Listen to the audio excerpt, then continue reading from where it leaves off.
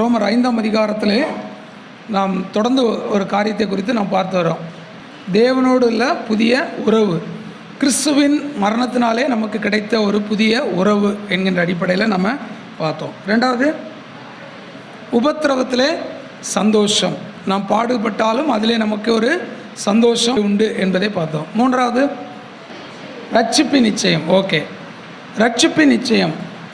நாலாவது, மகிமையான நம்பிக்கை, நமக்கு ஒரு நம்பிக்கை உண்டு என்கின்ற நிலைமையில் நாம் பார்த்தோம். சரி, ஐந்தாவது கடைசி காரியமாக ரோமர்கள் நிருபம் 5ஆம் அதிகாரம் 5வது வசனம். மேலும் நமக்கு அருளப்பட்ட பரிசுத்த ஆவியினாலே தேவ அன்பு நம்முடைய இருதயங்களில் ஊற்றிருக்கிறபடியே. ஸோ தேவ அன்பு நம்முடைய இருதயங்களில் ஊற்றப்பட்ட இருக்கிறது என்று சொல்லி அப்போஸ்தலனாகிய பவுல் சொல்கிறார். தேவனுடைய அன்பு எப்படிப்பட்டது? தேவனுடைய அன்பை குறித்து வேதம் நிறைய இடங்களில் சொல்லியிருக்கிறது. எப்படி? ஜீவனை கொடுக்கிற அன்பு, அதான் உச்சக்கட்டம். சரி, அன்புனா என்னங்க? முதல்ல அது தெரியணும்ல. அன்பு அன்புன்னு பேசுகிறோம். அன்புனா என்ன? தேவ அன்பு நம்முடைய உள்ளங்களிலே ஊற்றப்பட்டிருக்கிறது, டிவைன் லவ். இந்த உலகமும் நேசிக்குது, தெரியுமா? உலகத்திலே அன்பு இருக்குது. உலகத்தினுடைய அன்பு எப்படி? எதிர்பார்த்து செய்யும். உங்கள் கல்யாணத்தில் 5000 ரூபாய்க்கு நீங்கள் அவன் 5000 ரூபாய்க்கு ஒரு மோதிரம் போட்டான்னா நம்மளும் என்ன செய்யணும்? பதிலுக்கு அதே 5000 ரூபாய்க்கு போடணும்.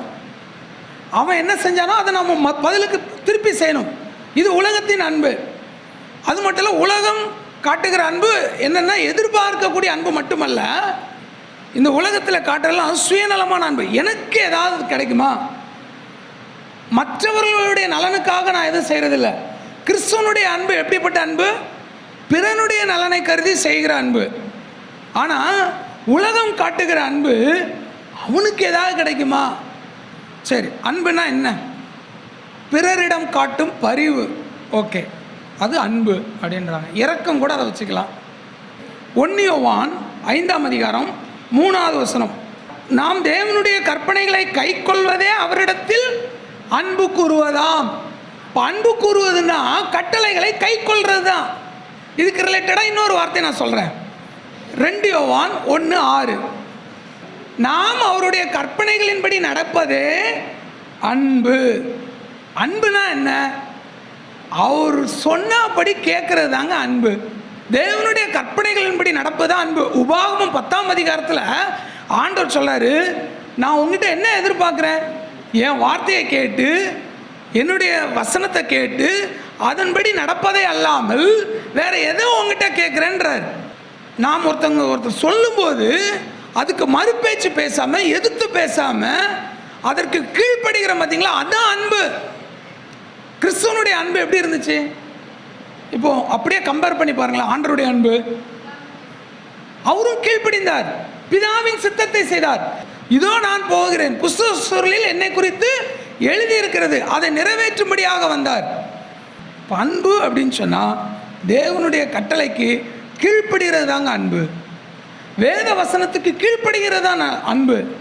பெற்றோருக்கு கீழ்ப்படிதல் தான் அன்பு. நான் அன்பா இருக்கேன்னு சொல்லிட்டு கீழ்ப்படியாமல் இருந்தா, அந்த வசனத்தை கேட்காம இருந்தா அது அன்பு அல்ல. பேதுருவின் இடத்துல ஆண்டவர் கேட்டார், நீ என்னிடத்துல அன்பா இருக்கிறாயா? அப்போ பேதுரு என்ன சொன்னார்? ஆமாம் ஆண்டவரே, நான் உம்மிடத்துல அன்பா இருக்கிறேன். திரும்பவும் கேட்டார், நீ என்கிட்ட அன்பா இருக்கிறாயா? ஆமாம் ஆண்டவரே. 3வது வாட்டியும் கேட்டார். ஏன்னா ஆண்டவர் காது கேட்கலையா என்ன? 3வது வாட்டியும் கேட்டார், நீ என்கிட்ட அன்பா இருக்கிறாய். ஏன் கேட்டார்? அவன் சொன்ன பதில் திருப்தி இல்லைன்றதுனாலயா, அல்லது அவன் செஞ்ச தவறை உணர்த்தணுன்றதுக்காகவா, அல்லது அந்த அன்பு எப்படிப்பட்ட அன்பாக இருக்க வேண்டும் என்பதை அவன் புரிஞ்சுக்கணுன்றதுக்காக கேட்டாரா? ஃபஸ்ட்டு அவர் நீ என்னை நேசிக்கிறாயா அப்படின்னு சொல்லும் பொழுது, ஆமாண்டவரே நேசிக்கிறேன், அவன் சொன்னது தெய்வீக அன்பு அல்ல, பிரதர்லி லவ், சகோதர அன்பை குறித்து சொன்னான். 2வது கேட்கும் போது அதை தான் சொன்னான். 3வது கேட்கும் போது அவன் என்ன செய்தான்? டிவைன்லி லவ், அகாப்பே அன்பு அப்படின்னு சொல்லி சொல்லுவாங்க, தெய்வீக அன்பு. ஸோ ஆண்டவர் அவனிடத்தில் எதிர்பார்க்கறது என்ன தெரியுமா? தெய்வீக அன்பை எதிர்பார்க்கிறார். ஸோ நம்ம ஒவ்வொரு இடத்துலையும் தேவன் எதிர்பார்க்கறது அதுதான். தேவ அன்பு நம்மளே ஊற்றப்பட்டிருக்கிறது. நம்ம அன்பை கொடுக்கிறதா இருந்தால் எப்படிப்பட்ட அன்பை கொடுக்கணும்? சகோதர அன்பை கொடுக்கணுமா, தெய்வீக அன்பை கொடுக்கணுமா? தெய்வீக அன்பை கொடுக்கணும். தெய்வீக அன்பு எப்படிப்பட்டது? யோவான் 3:16 அதான் தெய்வீக அன்பு. தேவன் தம்முடைய ஒரே பேரான குமாரனை விசுவாசிக்கிறவன் எவனோ அவன் கெட்டு போகாமல் நித்திய ஜீவனை அடையும்படிக்கு அவரை தந்தரளி இவ்வளவாய் உலகத்தில் அன்பு கூர்ந்தார், உயிரை கொடுத்து அன்பு கூர்ந்தார். இது தெய்வீக அன்பு. பிரதர்லி லவ் எது? Brother and love. வாரத்தில் ஒரு நாள் வரும், எங்களுக்கு அப்பம் பிக்கிறது தான் முக்கியம். அப்பம் பிப்போம், வந்து பார்ப்போம், தேவைன்னா கை கொடுப்போம், தேவையில்லைன்னா போயிட்டே இருப்போம். இது பிரதர் அண்ட் லவ். இதே ஆண்டவர் எதிர்பார்க்கிறார்? இல்லை. டிவைன் லவ், தெய்வீக அன்பு. 1 யோவான் 3:16 அவர் தம்முடைய ஜீவனை நமக்காக கொடுத்ததினாலே அன்பு இன்னதென்று அறிந்திருக்கிறோம், நாமும் சகோதரர்களுக்காக ஜீவனை கொடுக்க கடனாளிகளாக இருக்கிறோம். இதுதாங்க டிவைன் லவ். அவர் அன்பு ஜீவனை கொடுத்ததில் வெளிப்பட்டிருக்கிறது. நம்முடைய அன்பு எப்படி வெளிப்படணுமா? அவர்களுக்காக ஜீவனை கொடுக்க வேண்டும், சகோதரனுக்காக ஜீவனை கொடுக்க வேண்டும். இது எவ்வளோ பெரிய தெய்வீக அன்பு! ஆண்டவர் அதைத்தான் எதிர்பார்க்கிறார். ஏன் பேதுருட்ட கேட்டார் தெரியுமா? என்னை நேசிக்கிறாயன்னு. எப்பா பேதுருவே, நீ என்ன சொன்ன? ஆண்டவரே, வாழ்விலும் சாவிலும் காவலிலும், இல்லையா, ஜெயிலில் போட்டாலும் சரி, உம்மை தூக்கி கொன்று போட்டாலும் சரி, நான் உம்மோடு கூட இருப்பேன், சாகுற வரைக்கும் நான் உன் கூட இருப்பேன்னு சொன்னவன் யாரு? பேதுரு. ஆனால் இடையில ஓடி போயிட்டான். இப்போ அவர் கேட்குறார், உங்ககிட்ட எங்கே போச்சு அந்த தெய்வீக அன்பு? உயிரை கொடுக்குற அன்பு எங்கே போச்சு? தெய்வீக அன்பு இல்லையே. அதனால தான் அவன் சொன்னான், சரண்டர் ஆகிட்டான். ஆண்டவரே, எல்லாம் உமக்கு தெரியும், எல்லாவற்றையும் நீர் அறிந்திருக்கிறீர். சகோதரனுக்காக ஜீவனை கொடுக்கணும். அட்லீஸ்ட் உபத்திரவம் கொடுக்காம இருந்தாலும் சரி, உதவி செய்யாமல் உபத்திரவம் கொடுக்காமல் இருக்கிறதே பெரிய விஷயம் இல்லையா? உதவியும் செய்ய மாட்டோம், ஜீவனையும் கொடுக்க மாட்டோம், அப்புறம் எதுக்கு இருக்கும்?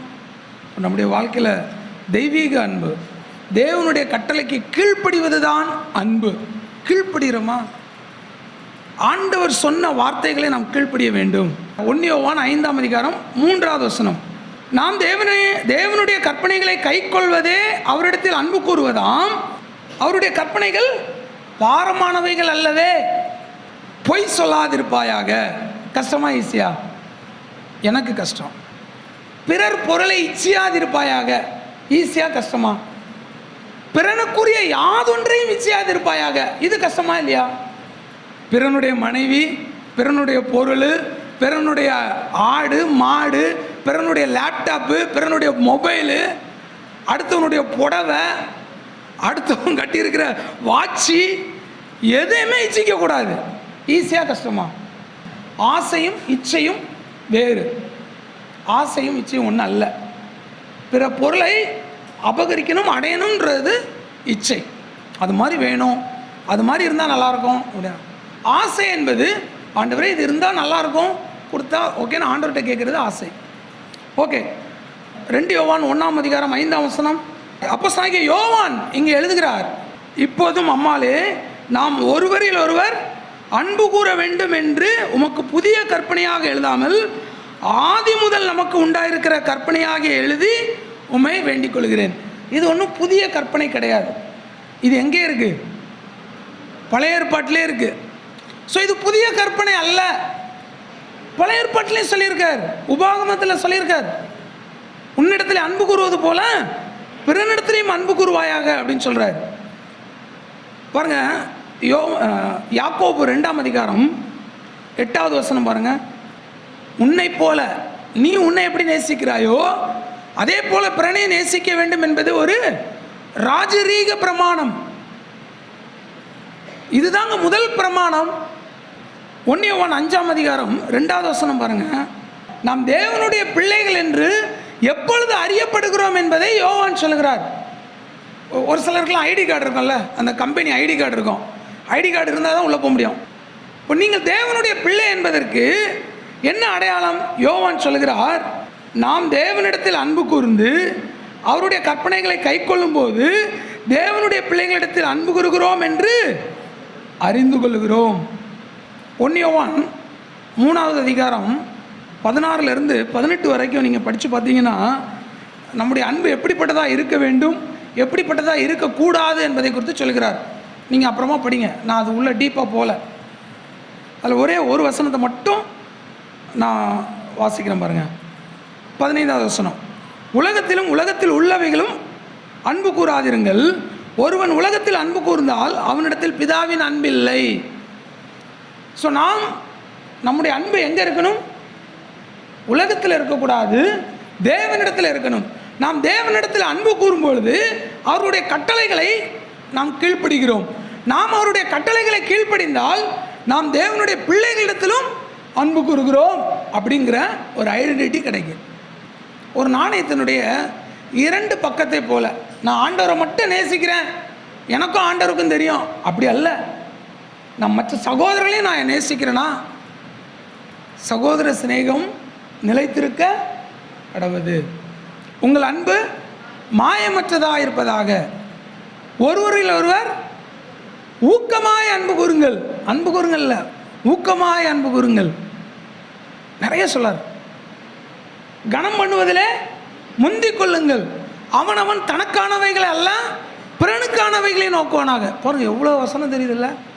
ஆனால் நம்ம அதன்படி நடக்கிறோமா?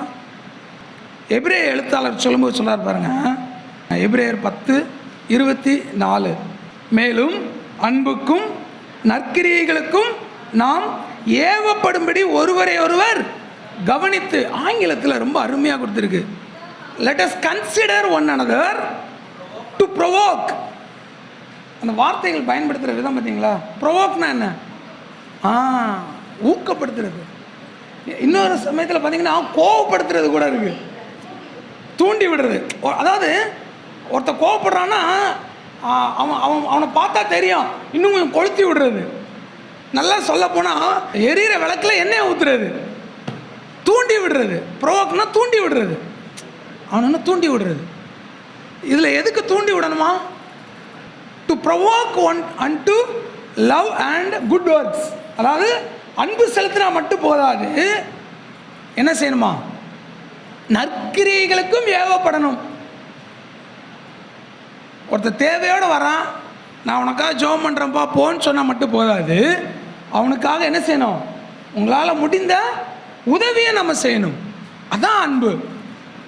யோவான் சொல்றார், என் பிள்ளைகளே, வசனத்தினாலும் நாவினாலும் அல்ல கிரியினாலும் உண்மையினாலும் அன்பு கூற கடவோம். கிரியை இருக்கணும். அன்பு கிரியையோடு சேர்ந்து செயல்பட வேண்டும். நான் இந்த இடத்துல முடிக்க போகிறேன், டைம் ஆயிடுச்சு. ஸோ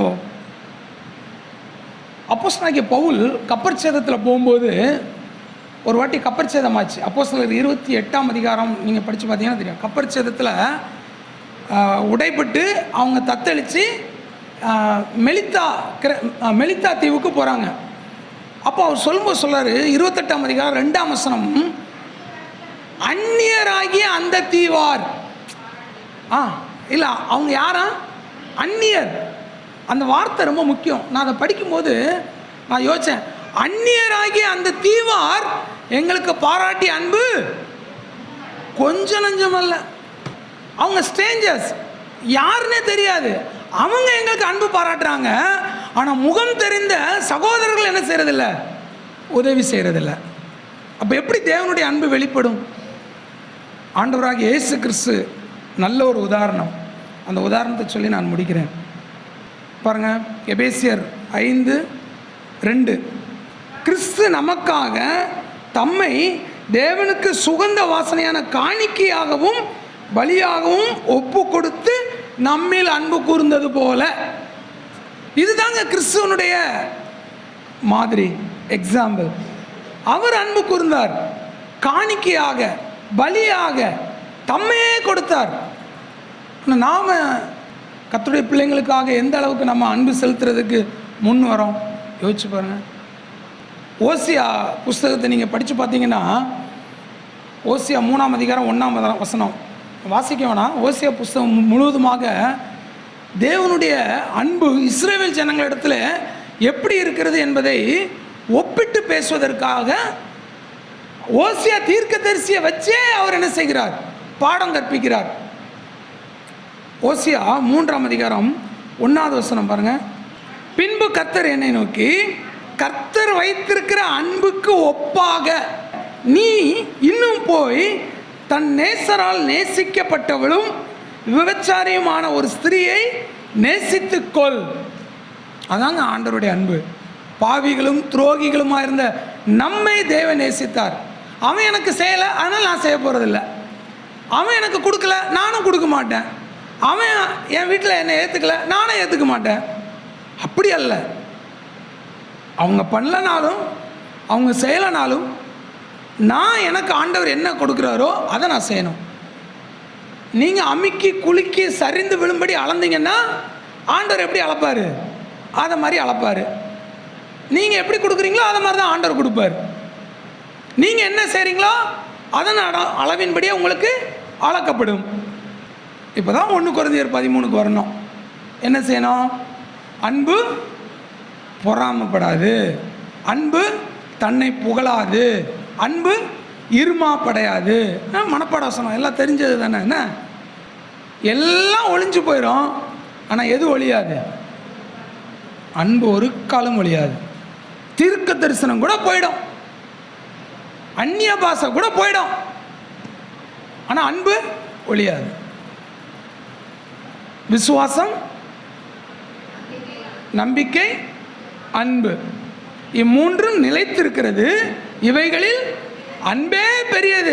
சொல்லிட்டு தான் அடுத்த வசனத்தில் சொல்றாரு, அன்பை நாடுங்கள். இது பெருசு, இருக்கிறதுல இதான் பெருசு. விசுவாசத்தை விட, நம்பிக்கையை விட அன்பு தான் பெருசு. அதனால அன்பை நாடுங்கள். இப்போ தேவனுடைய அன்பு நமக்குள்ளாக ஊற்றப்பட்டிருக்கிறது. அது ஒரு பரிசுங்க, கிஃப்ட்டு. இந்த அன்பை நம்ம என்ன செய்யணும்? இப்போ ஒரு குடம் இருக்கு, அந்த குடத்துல இருந்து இன்னொரு குடத்துல தண்ணியை ஊற்றுறீங்க. இப்போ இந்த குடத்துல தண்ணி வந்துடுச்சு. இப்போ இந்த குடத்துல இருந்து வேற குடத்துக்கு ஊற்றும் போது எதை ஊற்றுவீங்க? தண்ணியை தானே ஊற்றுவோம். அங்கே எந்த தண்ணி வாங்கணுமோ அதே தண்ணி தான் ஊற்றுவோம். இங்கே மினரல் வாட்டராக இருந்துச்சுன்னா திரும்ப நீங்கள் ஊற்றும் போது எப்படி இருக்கும்? மினரல் வாட்டராக தான் இருக்கும்.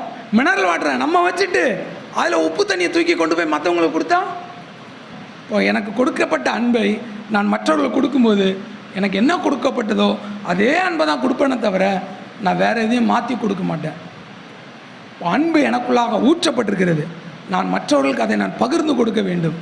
அது எப்படிப்பட்ட அன்பு? தேவ அன்பு. சகோதர சிநேகத்தை விட மேலான அன்பை தேவன் நம்மிடத்தில் எதிர்பார்க்கிறார். தெய்வீக அன்பை எதிர்பார்க்கிறார். Divine love, agape love. அந்த அன்பை நம்ம கொடுப்போம் மற்றவர்களுக்கு. அதை கொடுத்து கர்த்தருடைய நாமத்தை மகிமைப்படுத்துவோம்.